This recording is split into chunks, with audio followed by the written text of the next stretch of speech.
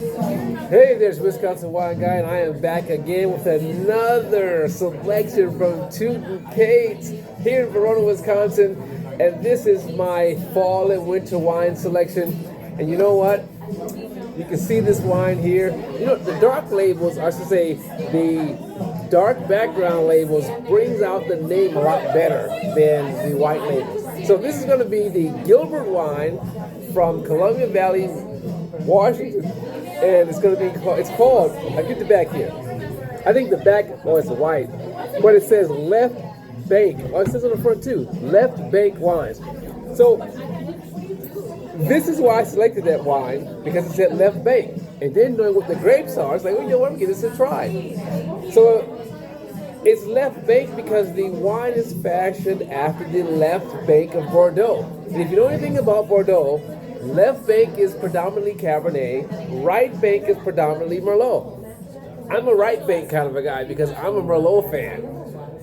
I very rarely taste the wine from the right bank because I'm committed, I'm dedicated. You know, I'm with my boys on the right bank with the Merlot dominating. But I thought, you know what, this would be very interesting because it's been a long time since I had a wine. Of course, it's not from France and Bordeaux, but it's been a long time since I had a wine that was fashioned after the right bank of Bordeaux. So the blend here is going to be Cabernet, Merlot, and Carmenere.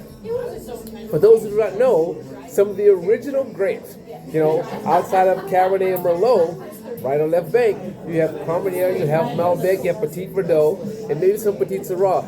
These were the original grapes in that blend. And then over the years, it's like, we don't need this, we need this as opposed to that. You know, so that is a brief history of right bank and left bank Bordeaux wines. And the blending of the other grapes were to accentuate color, accentuate taste, balance out deficiencies in some of the dominant grapes. You know, but it worked out. And it made that one of those wine regions world-renowned, world-famous. Okay? So, the left bank from Gilbert is coming in at, let's find that alcohol. I say this every time. Can alcohol content be in the same location? I think I got it written down here. Alcohol at 14.3%. All right, 14.3% alcohol for this wine here. And I'm looking forward to trying this only because it's been a long time since I had a wine from that was fashioned at the left bank. Oh yeah, the vintage, 2022. So I like that label, goat label. And I'm not going to be shy. Sometimes I do pick the wines by the label. Okay? But this one here was specifically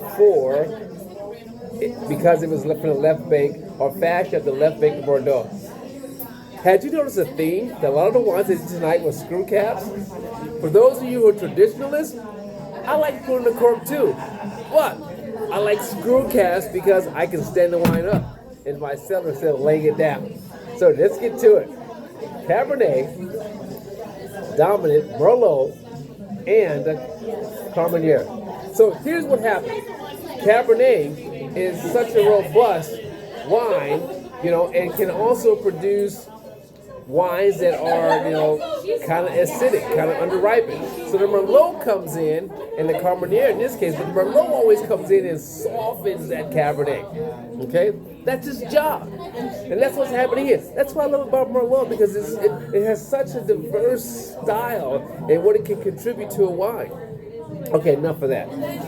But you can definitely smell the plum and spice influence here.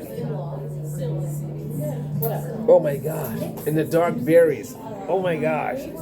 But I'm going to contribute that bright, you know, like intensity to the Cabernet. I'm just going to give the Cabernet that because I don't want to give the Cabernet its due. I want to give the Cabernet its due, I should say that. But I think the Merlot is coming in and providing that support. What are percentages? Percentages are 60% Cabernet, 32% Merlot, 2% Carmenere. That Merlot is carrying the load. Okay. Is it obvious I'm a Merlot lover? Right? So let's give it a taste. Coloring is beautiful too. Here we go.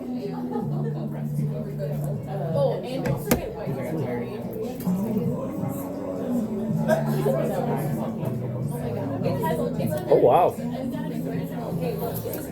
Oh wow.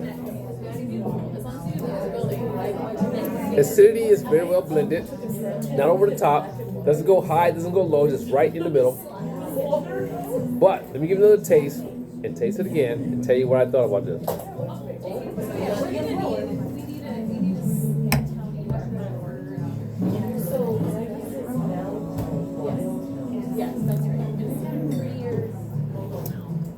Tannins are very well blended in this one. You do get the influence of the Cabernet, but there is a subtle tobacco taste to it, which is not bad at all.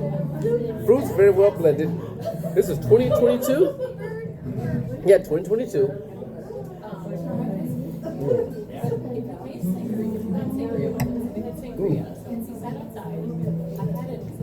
I mean, considering the season, was it 14% alcohol?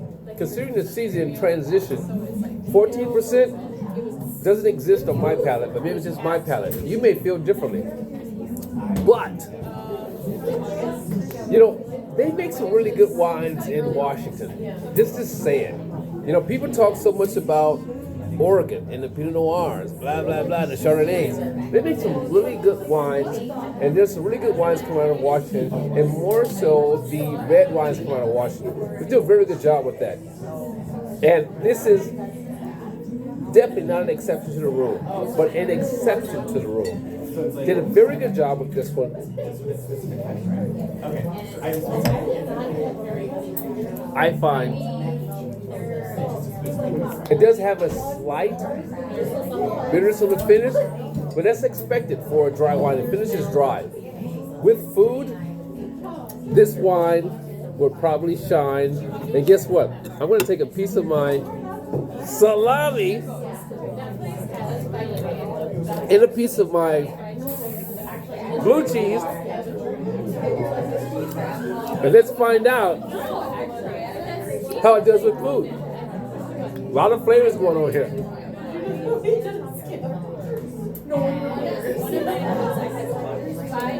Here's a wine that's definitely meant for food. But I will say this. Make sure your flavors in your food are not over the top. Make sure the spices and flavors are very well balanced, that blends well with this wine to bring out its fruit. Again, we're talking 2022 here. Okay? So you don't want to overpower the fruit. I'm going to keep it in the list. I think that, and I feel that, there should be a little bit more fruit as we start going forward, but there's not a lot of fruit there. And maybe it's what I just had. But I'm going to keep it on the list because I feel it has a lot of potential for being a good everyday drinking type of wine. Since you're Wisconsin wine guy, the left bake. Okay, go ahead and say it. You're biased because you're a right bake guy. Yeah, I am. However, I have had some right bake, left bake Cabernet dominant that's been phenomenal. Okay, a good attempt in the Columbia Valley, but I'm going to stick with the left bake, with the right bake. It's your Wisconsin wine guy saying, as always, let your palate be the guide. And I'll see you on the next wine, number 6. Ciao.